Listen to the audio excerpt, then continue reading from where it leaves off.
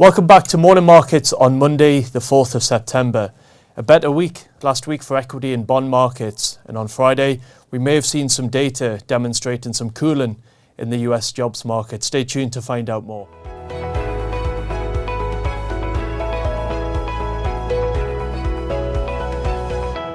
So in terms of global markets, global equities were up 2.5% in sterling terms through the course of the week, and global government bonds were up 0.4% through the course of the week as yields moderated.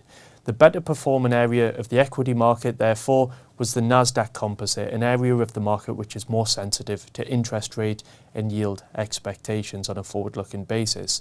One of the key aspects which we received in terms of data points on Friday was the US jobs market data, the labour market data.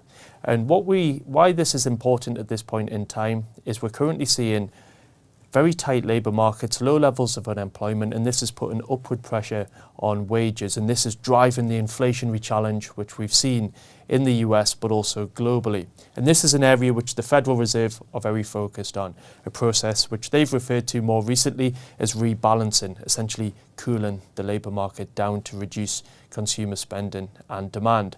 In terms of what the data demonstrated, well, unemployment in the US actually ticked up. It ticked up to a current level of 3.8% from the previous month's level of 3.5%. So unemployment starting to tick up slightly. However, 3.8 is still near the historic lows of the United States. You had more people who rejoined the labour market than actually got jobs.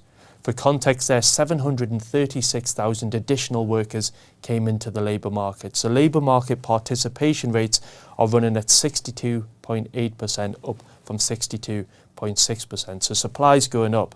In terms of those who actually were successful in getting jobs, you had 187,000 additional jobs which were added in the States. And the majority of those at this point in time are in the service sector, relative to areas such as supply chain and manufacturing, where you did actually see some job cuts come through.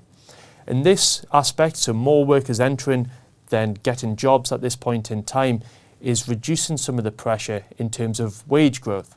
So through the course of the month over month, wage growth increased 0.2%. So this is half the running rate which we've seen over the last number of months of 0.4%.